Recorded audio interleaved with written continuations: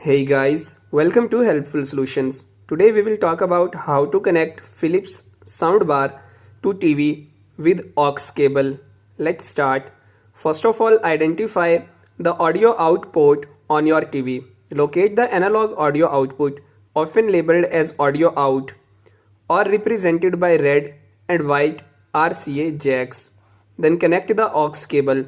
Insert one end of the aux 3.5 mm cable into the aux or audio in port on the soundbar.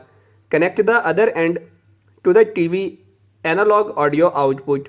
If your TV uses RCA jacks, you will need a 3.5 mm to RCA adapter or a cable with 3.5 mm on one end and RCA connectors on the other.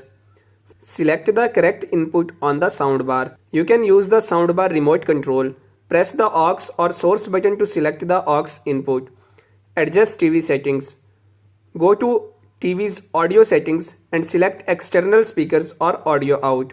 Finally, test the connection by playing audio to check if sound comes through the soundbar. Thank you.